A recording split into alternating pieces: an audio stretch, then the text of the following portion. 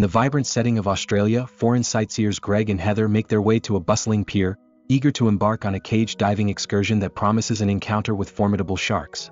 A vendor, identified as Dave, issues a stark caution, recounting a chilling incident from the previous trip where a shark tragically mauled a college student's groin. Yet, their skepticism prevents them from believing his grim account. At that very moment, their designated tour guide, Tucker, arrives and initiates a series of inquiries with the pair. He quickly ascertains that their presence there is unknown to anyone, and he playfully chides them for this lack of communication. The group then boards Tucker's vessel. During the voyage, he regales them with harrowing tales of his own near-fatal encounters with these ocean predators. He reveals he's been swimming alongside them since childhood, even displaying a prominent scar on his body as testament to his experiences. Upon reaching the designated location, Tucker begins to cast chum into the water, a bait designed to lure the sharks closer. Heather, visibly apprehensive, jumps at the sight of a fin breaking the surface, a moment that solidifies her decision to back out of the dive. Tucker attempts to calm her nerves by suggesting meditation, only to abruptly break into a rendition of the Baby Shark song.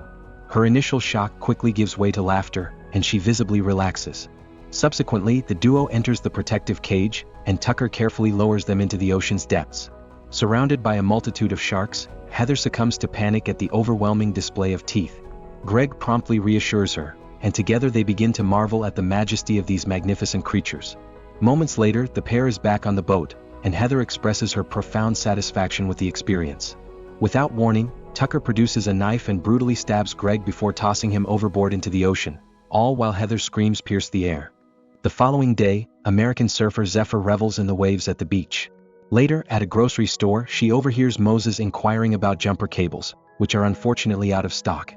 He then asks Zephyr if she possesses any, but she feigns ignorance. She then proceeds to pay for her inexpensive Slurpee and departs, only to reveal a clever act of petty theft. She had hidden an ice cream tub inside the cup. As she makes her way to her van, Moses confronts her, demanding a ride or threatening to expose her robbery to the cashier. Zephyr, left with no alternative, reluctantly agrees. During the journey, Moses engages in incessant chatter, much to Zephyr's annoyance, leading her to silence him. Upon finally locating his car, she observes his surfboards, prompting a conversation about their shared passion for surfing. Zephyr begins to realize that he isn't as disagreeable as she first thought, and Moses confesses that he would not have informed the cashier about the theft even if Zephyr had refused him the ride. They successfully jumpstart his car using her van, which activates the radio, revealing their mutual appreciation for the same music. That evening, they become intimate in Zephyr's van, which is parked outside Moses's house. As a prank, he playfully tosses her fin key out the window. After their encounter, they engage in conversation, learning more about each other. A short while later, Moses enters his house to prepare breakfast, but when he emerges, the van has vanished. Meanwhile, Zephyr arrives at the beach, prepared to surf, only to discover she's forgotten to grab her fin key. She searches the nearest truck for a spare and is startled by its owner, who turns out to be Tucker. He provides her with an extra key and commends her bravery for surfing alone at night. After Tucker departs, Zephyr receives a message from Moses, inquiring about her sudden departure. She informs him she wanted to catch the early waves but hesitates when he asks to join her. Abruptly, Tucker covers her head with a bag.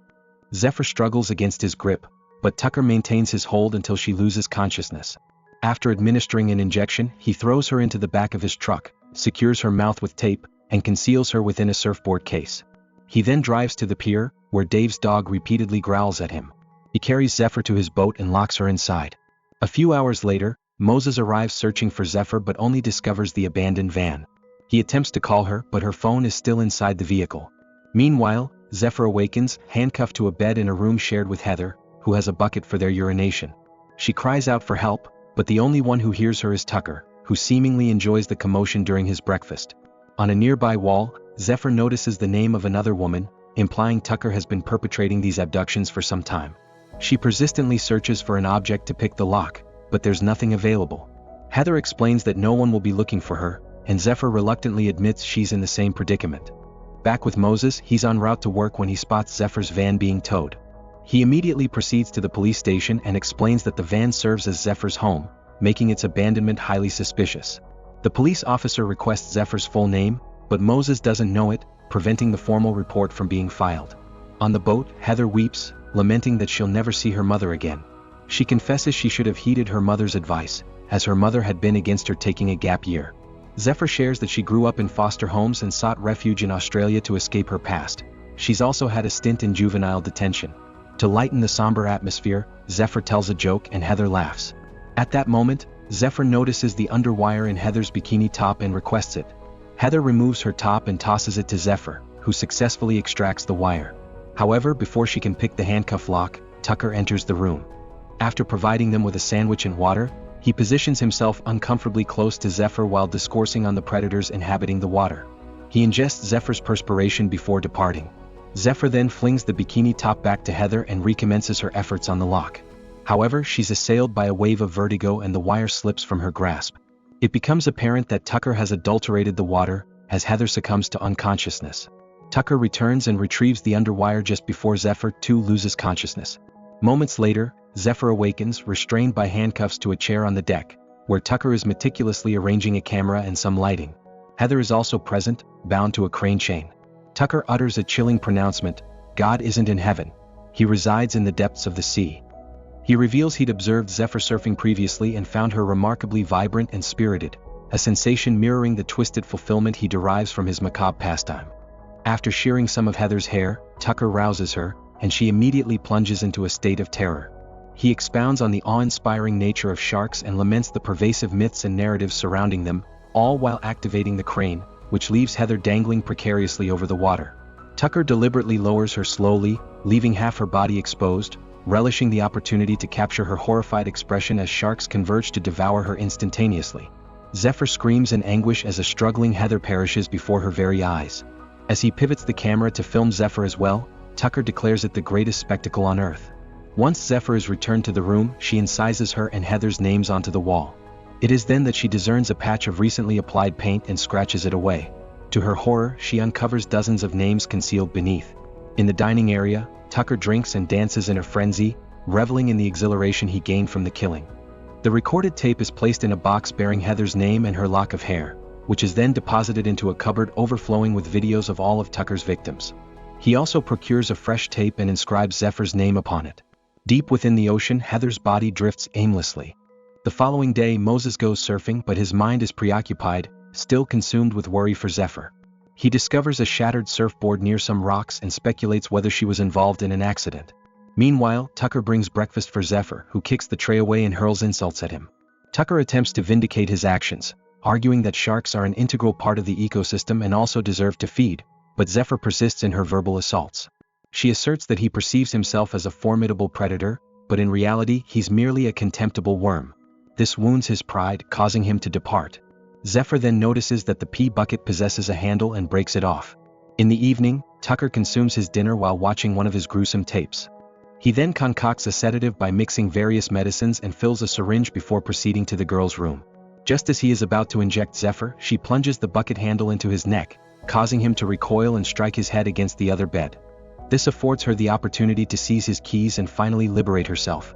Unfortunately, Tucker regains consciousness and attempts to grab her, prompting Zephyr to bolt towards the door, intending to lock it. Tucker lunges after her, preventing her from securing it, so Zephyr resumes her escape.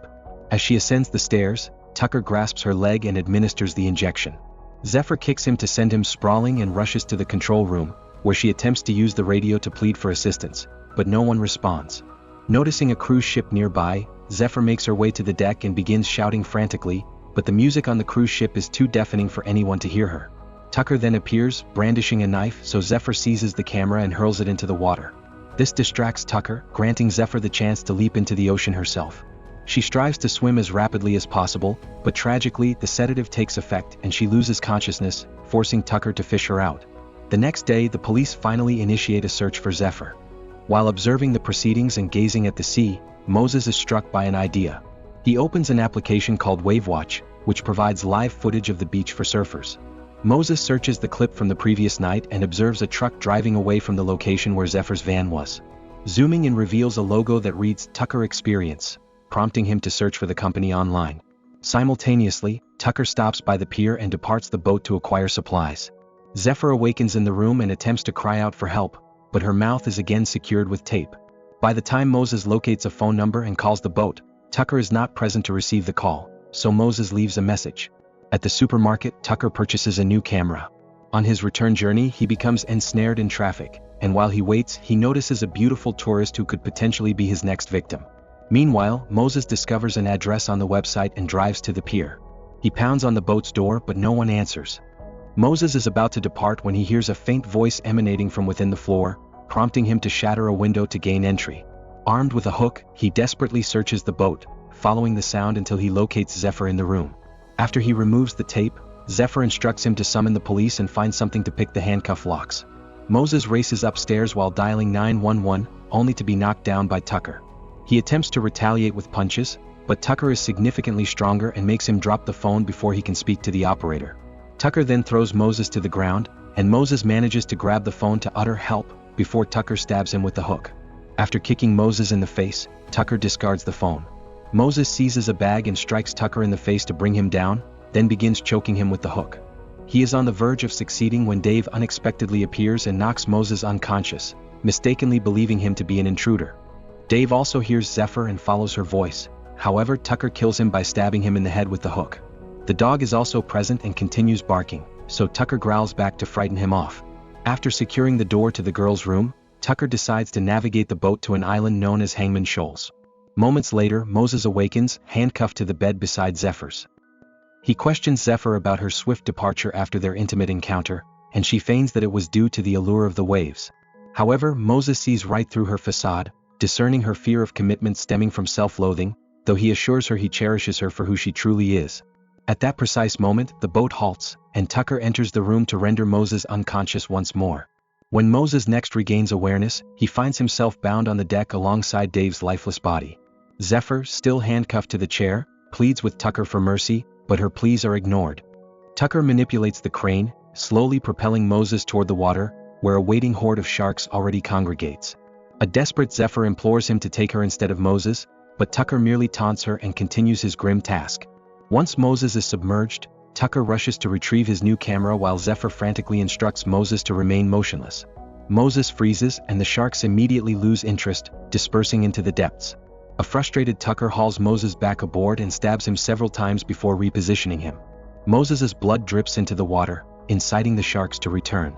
Just then, one of the helicopters searching for Zephyr appears in the distance, forcing Tucker to abort his plan and return the duo to the room. Zephyr frets that Moses might bleed to death, prompting her to make a harrowing decision. She dislocates her thumb, but before she can slip her hand from the handcuffs, Tucker reappears.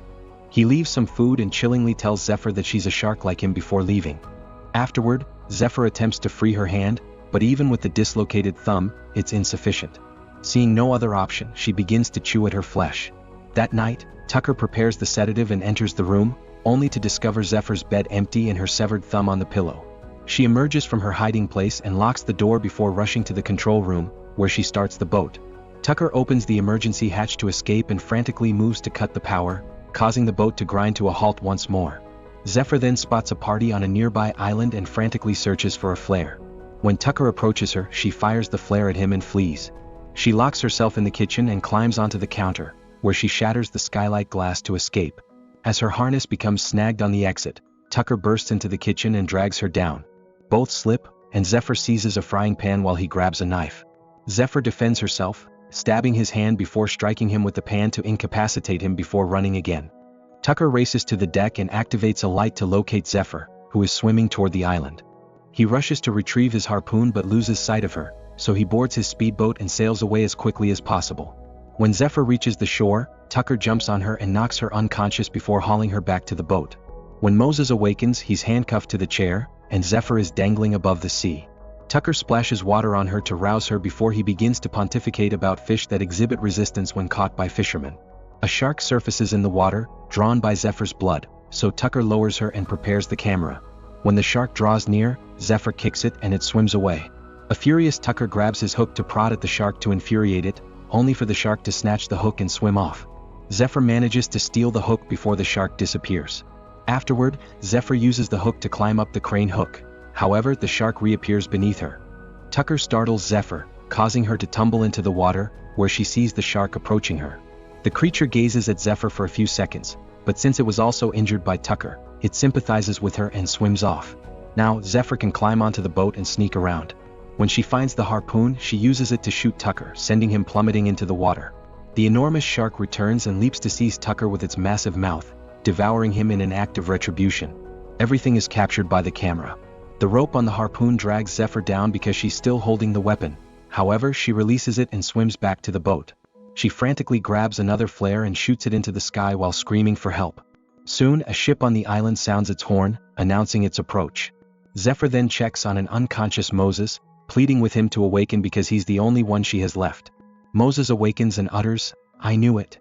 If you enjoyed the recap, please leave a like and subscribe, and don't forget to turn on notifications so you can watch more videos like this. Thanks for watching.